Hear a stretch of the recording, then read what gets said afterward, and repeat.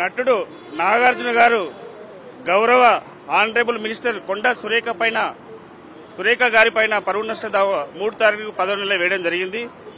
దానికి గాను ఈరోజు గౌరవ జడ్జి గారు వాళ్ళ అడ్వకేట్ గారు అంటే నాగార్జున గారు అడ్వకేట్ గారు ఏమన్నారంటే కాగ్నిజ్ తీసుకుని వాళ్ళకు నోటీస్ సమ్మన్స్ సర్వ్ చేయాలని చెప్పడం జరిగింది. దానికి ఆనరబుల్ కోర్టు వారు ఏం చేశారంటే కాగ్నిజ్ కాకుండా వాళ్ళ స్టేట్మెంట్ రికార్డ్ చేసుకుందాము అని చెప్పడం జరిగింది ఆనరబుల్ కోర్టు వారు. సో రేపు నాగార్జున గారు వాళ్ళు వచ్చి వాళ్ళ సంబంధిత విట్నెస్ వాళ్ళు వచ్చి స్టేట్మెంట్ ఇస్తారు. అయితే దీనికి సంబంధించి ఒక చిన్న విషయం క్లారిఫికేషన్ కోసం మీకు మీడియా ముందుకు రావడం జరిగింది. అంటే దీంట్లో ఆ పరువు నష్టం దావా ఎందుకు వేయాల్సి వచ్చింది, ఎందుకు వేయాల్సిన అవసరం ఏమున్నది అంటే గతంలో వీళ్ళు ఫోన్ ట్యాపింగ్ సంబంధించి రకరకాల పెద్ద మనుషుల వ్యక్తుల యొక్క ఆ ఫోన్ ట్యాపింగ్ తీసుకోవడం వల్ల కొన్ని విషయాలు బయటకు వచ్చినాయి.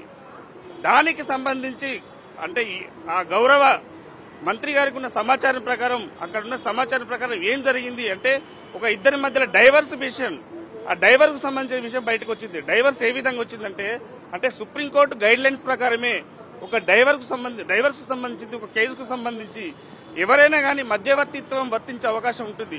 ఎందుకంటే మధ్యవర్తిత్వం ద్వారా కొన్ని సమస్యలు పరిష్కారం అవుతుంది. అదేవిధంగా ఈ కేసుకు సంబంధించి అంటే ఇది డైవర్స్ కావడానికి కారణము కేటీఆర్ గారు కేసీఆర్ గారు అని చెప్పి సురేఖ గారు చెప్పడం జరిగింది.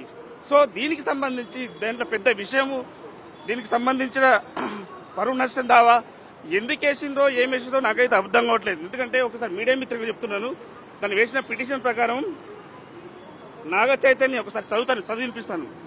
నాగ చైతన్య డివోర్సు 100% కేటీఆర్ చేయబట్టే అయ్యింది. ఎందుకంటే కన్వెన్షన్ హాల్ కూలగొట్టద్దు అంటే సమంత నా దగ్గరికి పంపాలి అని చెప్పి ఆయన డిమాండ్ చేశారు.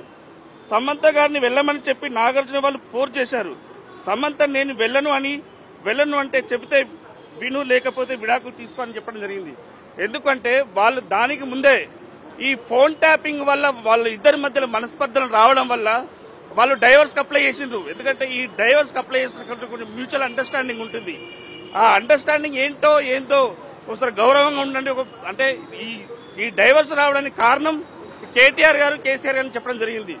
దానికి సంబంధించి నాగార్జున మీరు వెళ్లి మాట్లాడమని చెప్పారు. దాంట్లో తప్పేమున్నది అని నేను అడుగుతున్నా, ప్రశ్నిస్తున్నాను మీడియా ముఖంగా. సో దీనికి సంబంధించి రేపు వాదనలు ఉన్నాయి.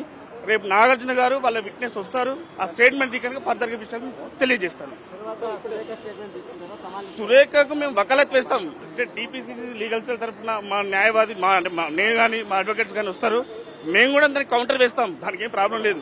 బట్ ఏంటంటే ఇది అంటే ఇంటెన్షనల్లీ అంటే బీసీ మంత్రి అంటే ఓర్వలేని తరంగా అహంకారపూరితంగా వ్యాఖ్యలు అంటే ఆమె వచ్చి చెప్పింది, స్టేట్మెంట్ వచ్చింది. ఎందుకంటే నేను పేరు తీయడం వల్ల కొంచెం మనసును వచ్చుకుంటే నేను ఆ మాటలు విత్డ్రా చేసుకుంటానని చెప్పారు.